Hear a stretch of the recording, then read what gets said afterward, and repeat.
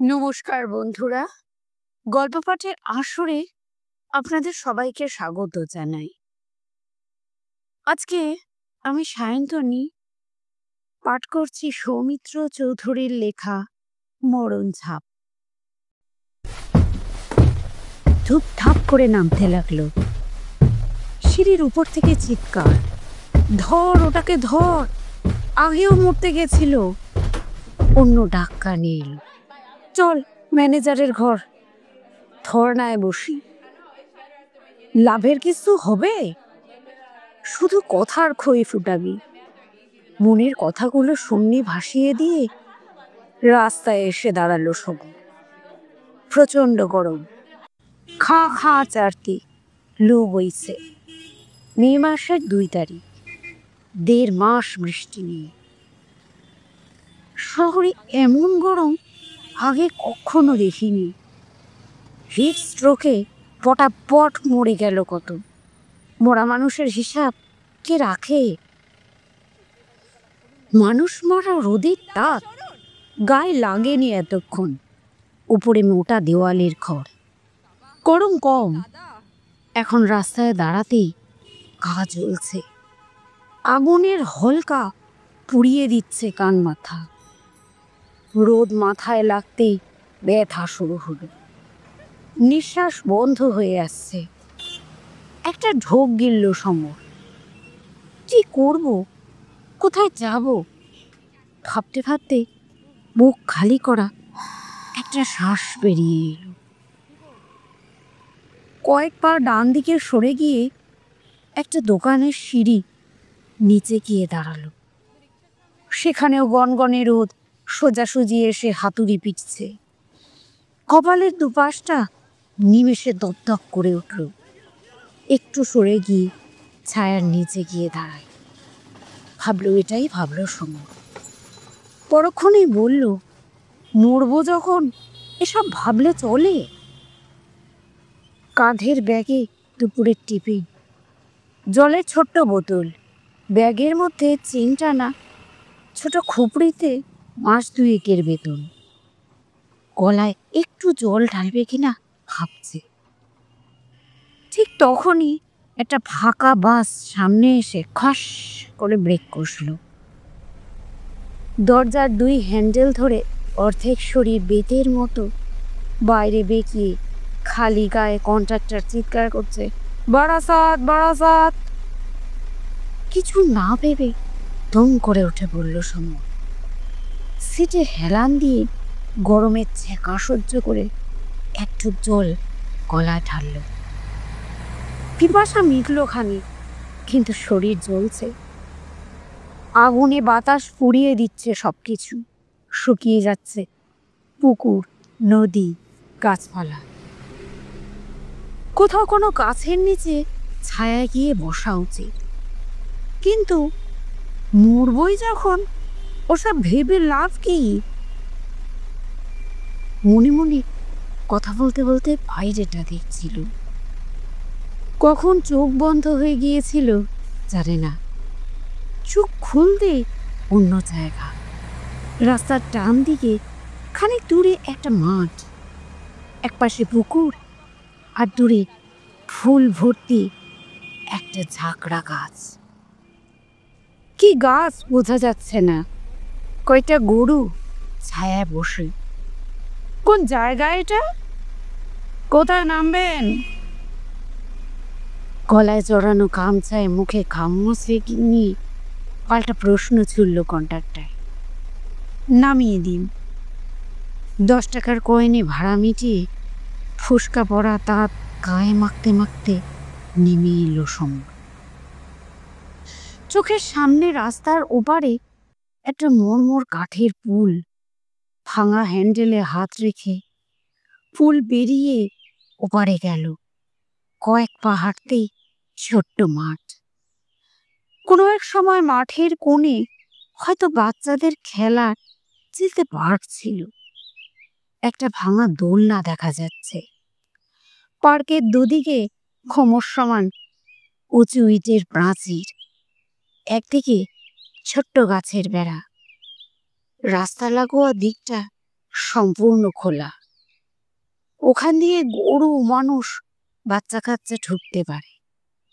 পার্কের নিচু প্রাচীরে জামা কাপড় শুকোচ্ছে। যেদিকে গাছের বেড়া, সেখানে কয়েকটা বাচ্চা নিজেদের মধ্যে ফিসফিস করে কথা বলছে আর ঝলসে যাওয়া ঘাসের মধ্যে কি যেন খুঁজছে। হাতের ভঙ্গি দেখে মনে হচ্ছে ফড়িং ধরছে হয়তো। পার্কের সেই ঝাঁকড়া গাছটাকে এতক্ষণে চেনা গেল চারুর। রোদে তাতে গাছপালা সব শুকিয়ে কাঠ, কিন্তু জারুলের ডালে থোকা থোকা ফুল, বেশ উজ্জ্বল গোলাপি। গাছের ছায়া পড়েছে শুকনো মাঠে। প্রায় পুরোটা দখল নিয়ে ঝিমোচ্ছে কয়েকটা গরু, সাদা, কালো, খয়েরি, অনেক রং। গায়ে মাছি বসছে, কিন্তু কোনো ভ্রুক্ষেপ নেই। গরুদের পাশে ছায়া মাখা ভাঙা বেঞ্চি। ওখানে গিয়ে বসলো সমর, গরুগুলোর দিকে তাকালো।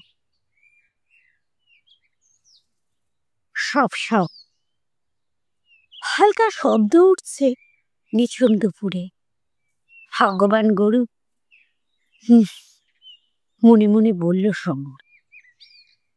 গরম শুয়ে এসেছে, ছায়ায় বসে বেশ ভালোই লাগছে। বাতাসের আগুন, নিঃশ্বাসের ঝাঁঝ অনেক কম। খানিক আগেই ছিল ঝাঁঝা রোদ্দুর, তালু ফাটানো গনগনে রোদে পড়তে পড়তে এখানে এলো কেন?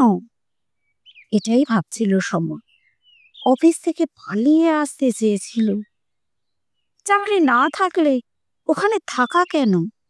মনে মনে বলছিল, ফালতু জীবন, এক ঝটকায় সব শেষ করে দেবে। কোনো দাম আছে আমার? কি করা উচিত এটাই ভাবছিল। তখনই চোখের সামনে বাসটা এসে থেমেছিল। কিছু না ভেবে তড়াক করে উঠে পড়েছিল। বাসটাই নিয়ে এলো এই ঝিম ধরা পার্কটায়। পার্কের কোনায় ভাঙা বেঞ্চি, কাঁধের ব্যাগটা মাথায় দিয়ে বেঞ্চিতে শুয়ে পড়ল সমর। বাচ্চারা চলে গেলেই নির্জন মাঠে কাজে নামবে। আগেরবার মেট্রো লাইনে ঝাঁপ দিতে গিয়ে ধরা পড়ে গিয়েছিল। যতীন দাস পার্ক স্টেশনে হলুদ লাইন পেরোতেই সামনে এসে দাঁড়ালো বন্দুকধারী তাগড়াই সিকিউরিটি জওয়ান। হারামি কাহেকা বলে জামার কলার ধরে মারলো হ্যাচকাটা। তারপরে গালে ঠাঠিয়ে চড়। প্রচন্ড লেগেছিল, দাঁত খুলে যাওয়ার জোগাড়। ব্যথা এখনো টের পায় সময়। মারের পর পুলিশে হ্যান্ডওভার, খমানিপুর থানায় নিয়ে গিয়ে নাগাড়ে ছাড়। একটানা খিস্তি দিয়ে একেবারে শুইয়ে দিল। মাকে ডেকে নিয়ে এসে কড়া ভাষায় ধমক মারল অফিসার ইনচার্জ। সে অনেক কাণ্ড। মায়ের কান্নাকাটি দেখে ছেড়ে দিয়েছিল, নইলে কেস ঠুকে দিয়ে কোর্টে তুলত। অবশ্য থানায় বড়বাবুর ঘরে কান ধরে উঠবস করে পরে মুচ লেখা দিতে হয়েছিল, আত্মহত্যা মহাপাপ, জীবনে আর করব না। এবার অন্য রাস্তা, চুপচাপ ঝলে ছাপ। মনে মনে বলল, সমর ফাঁকা জায়গা থেকে কোনো পুকুরে টুপ করে ডুবে যাওয়া, কেউ দেখবে না, পুলিশও জানবে না, কেস খাবার ঝক্কিও নেই। পুকুরটা চোখে পড়তেই তাই বাস থেকে নেমে পড়েছিল। ভাঙা বেঞ্চিতে বসে অপেক্ষা করছিল কখন ছেলেগুলো মাঠ ছেড়ে চলে যাবে। তারপর কাজ শুরু। ব্যাগে বড় একটা ইট ফোড়ে নিয়ে পুকুরের ভাঙা সিঁড়ি থেকে জলের মধ্যিখানে একটা ছাপ, ব্যাস, কেউ দেখতে পাবে না আর জানবে না কাকপক্ষী। সমর মণ্ডল, 5 ফুট 7 ইঞ্চি, ভালো ছেলে, বয়স 45, মাধ্যমিক পাস, ঠিকানা নজরুল পল্লী খালাথার, কেষ্টপুর। ম্যাগনাম সিকিউরিটির ক্যাজুয়াল স্টাফ ছেলেটা ছিল, কিন্তু হঠাৎ এক নিমিষে নেই হয়ে গেল। চোখ খুলল সমর। মাঠ ফাঁকা, কোথাও কেউ নেই। ছোট ছেলেগুলো চলে গিয়েছে, গরুগুলোর চোখ বন্ধ। ফুলের আদর খেতে খেতে নিস্তব্ধ মাঠে ঝিমোচ্ছে। ওদিকে একবার তাকিয়ে ধীর পায়ে উঠে এলো। পুকুর পাড় থেকে কয়েকটি ইট তুলে নিয়ে অফিসের ব্যাগে ভরল। ব্যাগটা গলায় পেঁচিয়ে সিঁড়ি ভেঙে নামতে লাগলো। হঠাৎ চোখে জল। মা খুব কাঁদবে, কাঁদুক, ফালতু জীবনটার আজ বিসর্জন। দুই হাঁটু ভেঙে খানিক নিচু হলো সমর। ধক ধক করছে বুক। কার যেন ডাক ভেসে আসছে নিচ থেকে, মরবি তো আয়, মরবি তো আয়। ডাক শুনে গুটি গুটি নামছে সমর। দু চোখ বন্ধ, পাই পাই দুনিয়া। জোরে একটা শ্বাস টানলো। এবার মারণ ঝাঁপ। 1, 2, 3। নিচু হয়েছে সমর। হঠাৎ কি যেন হয়ে গেল। কেউ কি ডাক দিল? নিঝুম দুপুরে বাতাসে ভাসে কত কত ডাক। সেসব শুনলে কি আর মরণ ঝাঁপ হয়? এবার ডাকটা আরো কাছে। শুনবো না ভেবেও কান খাড়া করতে হলো। দুপুর রোদে সত্যি কে যেন ডাকে। রিন রিন আওয়াজ দূর থেকে। ও দাদা, ও দাদা, করেন কি? চোখ খুলে পিছনে তাকালো সমর। একটা মেয়ে, এবার অনেকটা কাছে। গায়ে রং চটা সালোয়ার, উস্কো খুস্কো চুল, ঘামের জ্যাব জ্যাবে মুখ, কাল বসা। ওড়নায় মুখ মুছে মিহি গলায় বলছে, আমিও তো মরতে আসছি, চলেন একসঙ্গে ঝাঁকাই। হাতখান ধরেন আমার। মুখে কোনো কথা নেই সমরের। মেয়েটি আবার বলে উঠল, পুকুরখান খুব পয়া, চাইলেই মরা যায়, বছর ভর পেটে জল। আশ্চর্য। একটু থেমে সমরের মুখের দিকে আবার তাকাল। মরণ পুকুর, জোয়ান মানুষ ঝাঁপ দিলে কি খক করে গিলে নিবে। 3 দিন আগেই সিনেমার এক কচি হিরোইন ঝাঁপাই ছিল। নির্বাক সমর। মরণ ঝাঁপে বাধা পড়লে মানুষ হতভম্ব হয়ে যায়। সমরের ঠিক সেই দশা। মুখে কথা সয় না। ওর মুখের দিকে তাকিয়ে নিচে আবার বলল, চলেন একসঙ্গে ঝাঁপ মারি, হাতখান ধরেন। মেয়ের হাত ধরে মরবো? বোকা নাকি? জানাজানি হলে বদনাম। লোকে কত রকম কথা বলবে। কথা কন না যে আপনি বোবা নাকি? না, বোবা না। এবার কথা বলল সমর। মরণ ঝাঁপে বাধা পড়ে গেল যে। সে নহে আরেকদিন করবেন, আসেন, উঠে আসেন। সিঁড়ি ভেঙে উপরে উঠে এলো সমর।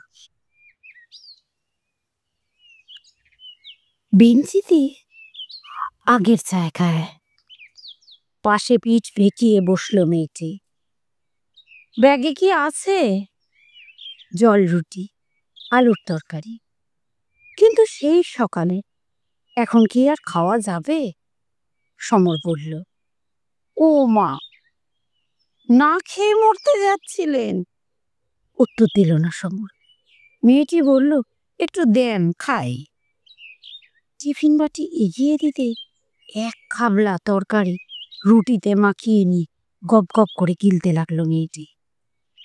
ওদিকে তাকিয়ে সমর বলল, জল লাগবে?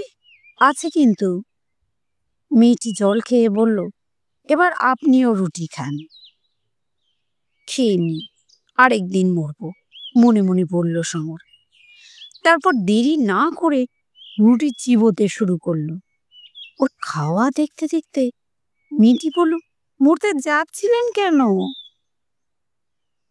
একটা ফালতু ছেলে আমি। বারবার চাকরি চলে যায়। মা বলে আমি আর খাওয়াতে পারবো না। শুনতে কি ভালো লাগে? মা আর কি বলে?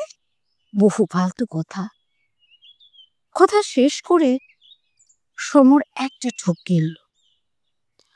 তারপর মেয়েটাকে দেখতে লাগলো। উজ্জ্বল চোখ, চিকালো নাক, কালো মুখে ঝকঝকে সাদা দাঁত। খানিক পরে মেয়েটির বড় বড় চোখের দিকে তাকিয়ে জিজ্ঞাসা করল, তোমার মা কি বলে? হাবিজাবি অনেক কিছু। সবসময় বলে ভালো একটা ছেলে দেখে বিয়ে কর। একা একা কি থাকা যায়? ভালো কথাই তো, সমর বলল। ভালো কথা? কালো মেয়ে, রূপের ছিরি নাই, কি আসবে বিয়ে করতে? একটু থেমে প্রশ্ন ছুড়ল, আচ্ছা তোমার চাকরিটা গেল কেন? আমার কোম্পানি বড় একটা অফিসের সিকিউরিটির বরাত পেয়েছিল। আমি বড়বাবুর ঘরের পাহারাদার। কোম্পানির কাজের মেয়াদ শেষ। দারোয়ান সমরের চাকরি একেবারে নষ্ট। কোম্পানির হাতে নাকি কাজ নেই। কথাটা অবশ্য অনেক আগে বলেছিল পল্টুদা, সুপারভাইজার। কাজ নেই বলি মরতে হবে? কত লোকেরই তো রোজগার নাই, গ্রাম শুদ্ধ বেকার। বন্ধুরা খিস্তি মারে, ভোদায় বোকা। বেকারের দুঃখ হলে কাউকে বলতে পারে? পারে না। বয়স হয়েছে, এখন কেউ আর কাজ দেবে? ধীরে ধীরে কথা শেষ করলো সমর। একটু পরে বলল, তুমি কেন মরতে চাও? অনেক কথা। চাকরিটা ঝট করে চলে গেল। জমানো টাকায় কষ্টে শিষ্টে চলল কয়েক মাস। গ্রামের বাড়িতে টাকা পাঠাতে পারি না। তারপর ভাড়া বাড়িতে থাকি। বাকি তারপর ঘর থেকে বের করে দিল বাড়িওয়ালা। মাকে কিচ্ছু জানায়নি। এত বড় শহর, পুকুরের তল ছাড়া আর কোথায় যাব? আহারে, চাকরিটা নোট হলো কেন? পরীক্ষা, ইন্টারভিউ সবই দিয়েছিলাম। স্কুলের পিউ। কোনো এক লোক এসে কেস ঠুকে দিল। বিচারক বলছে সব নাকি বেআইনি, চাকরি বরবাদ। এখন আমার কি দোষ? এখন মাইনের টাকা ফেরত দিতে হয় কি না চিন্তায় ঘুম হয় না। বাড়িতে কে কে আছে? গ্রামের বাড়িতে মা। বললাম তো। আরে বাবা থাক না, থাকার সমান। প্যারালাইসিস, শুয়েই থাকে। তোমাদের জমি জমা নেই? আছে, অল্প। বাগানে 5টা আম গাছ, ফল হয় কিছু, সব চুরি হয়ে যায়। দেখাশোনার লোক নেই তো। বুঝলাম। আমার অবস্থাও খুব খারাপ। মা আয়া সানরাইজ নার্সিংহোমে শিফটের ডিউটি পায়। সপ্তাহে 3-4 দিন। বস্তির ছোট ঘরে মা আর আমি। কথা শেষ হওয়ার আগেই ফোন বাজলো। অফিসের ব্যাগে চেন টানা খোপে টাকার সঙ্গে যে ফোনটা ঢোকানো, বেমালুম ভুলে গিয়েছিলাম। ফোনটা হাতে নিয়ে কানে ঠেকাতেই মায়ের গলা, কোথায় চলে গেলি? পল্টু বলল, তুই নাকি মরতে গিয়েছিলি মাকে কষ্ট দিয়ে। না মা, মরিনি, গাছের হাওয়া খাচ্ছি। একা না সঙ্গে কেউ আছে? সঙ্গে আছে মা। কে আছে? নাম তো জানি না মা। সে আবার কি? তোকে বিশ্বাস করি না, পাগল মিথ্যাঘাতবাদী। কত করে বললাম ভালো একটা মেয়েকে ঘরে আন, মন স্থির হবে। দেখছি মা, চিন্তা করো না। ফোন রাখলাম। ফোনের ব্যাগের খোপে ঢুকিয়ে ভাঙা বেঞ্চিতে বসে কিছুক্ষণ পা দোলালো সমর। তারপর বলল, এখন কোথায় যাবে তুমি? বাড়িওয়ালা তো বের করে দিয়েছে, মালপত্র ওর বারান্দায়। ভাড়া মিটিয়ে দাও, গলা উঁচু করে বলল সমর। তুমি এটা টাকা দেবে নাকি? দেব, ব্যাগে আছে তো। শুধোবো কিসে? লাগবে না, দুজনেই তো বেকার। একটু পরে হাসতে হাসতে মেয়েটি বলল, এখন টাকা চলে গেল, এবার কি করবা? মরণ ঝাঁপ? না, লড়বো একসঙ্গে দুইজন। হাসলো মেয়েটি। জারুল গাছ থেকে কয়েকটা ফুল খসে পড়ল ওর গায়ে। গরুগুলো ছিমুনি ভেঙে ভোঁস ভোঁস আওয়াজ ছড়িয়ে চোখ মেলল। সমর দাঁড়িয়ে উঠল, মেয়েটির দিকে তাকিয়ে বলল, তোমার গ্রামের নামটা বলো। বেরোজগার পাড়া। এরম নাম হয় নাকি? হয় হয়, পাড়ার কারুর রোজগার পাতি নাই যে। কোন শহর? বুল্ট মালদা। আম হয় খুব। হাসতে হাসতে বলল মেয়েটি। আগে তো শুনিনি। কালিন্দী মহানন্দার নাম শুনেছ? দুই নদীর ধারে পুরনো শহর। যাক, তোমার নাম বলো, মাকে গিয়ে সব বলবো তো। গলাটা নরম করে সমর বলল,